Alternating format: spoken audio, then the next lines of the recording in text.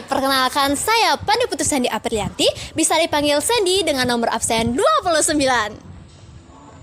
Saya, Gede Prasetya Putra, bisa dipanggil Prasetya, nomor absen 6.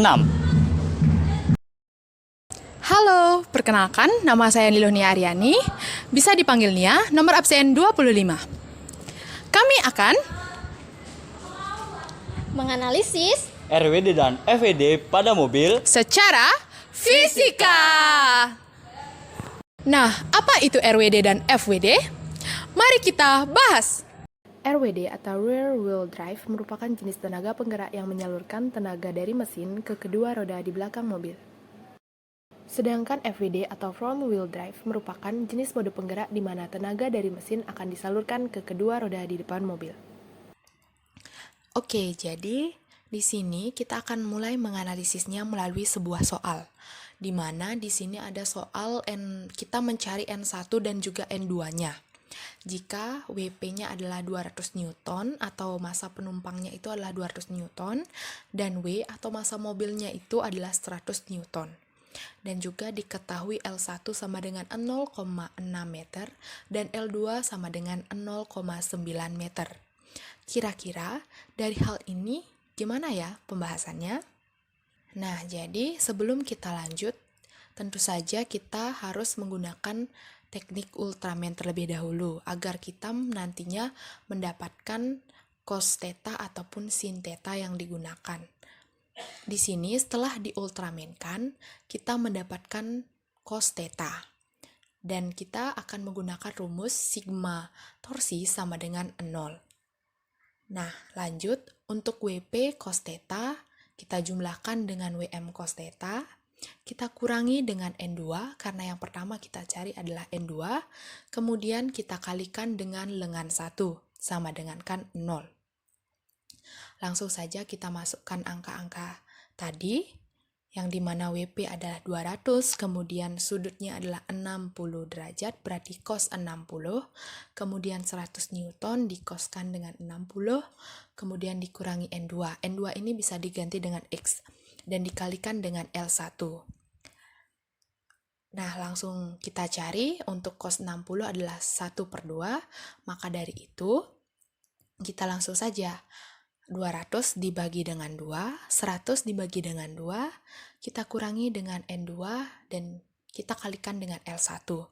Jadi hasilnya adalah 100 ditambah 50 Newton dikurangi N2 dan dikali dengan 0,6 meter. 0,6 meter ini adalah L1-nya. Jadi hasilnya adalah 150 Newton dikurangi dengan N2 dan dikalikan dengan 0,6 meter.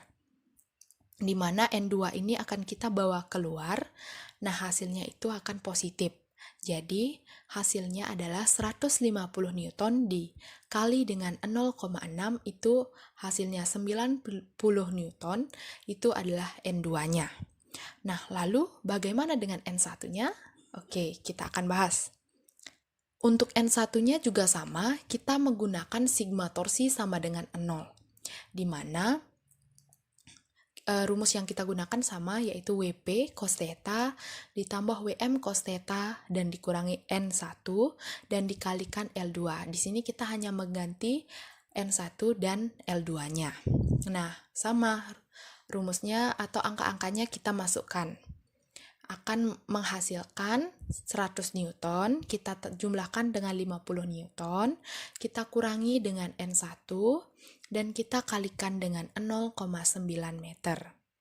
Nah, jadi hasilnya adalah 150 Newton dikurangi N1 dikalikan 0,9 meter. Seperti biasa, kita bawa N1-nya keluar dan akan menjadi positif. Lalu kita kalikan 150 Newton dikali 0,9 itu hasilnya 135 Newton. Itu adalah hasil dari N1.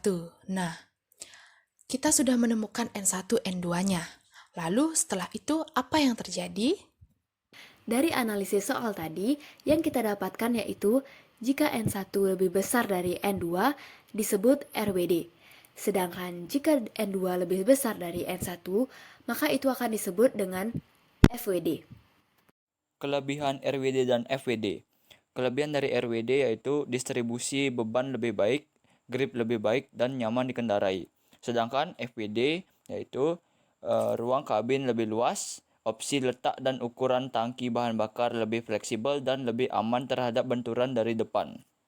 Kekurangan RWD dan FWD. Yang pertama, FWD, yaitu penggunaan ban depan lebih boros. Sedangkan RWD memiliki kekurangan yaitu ruang kabin terganggu dengan adanya propeller.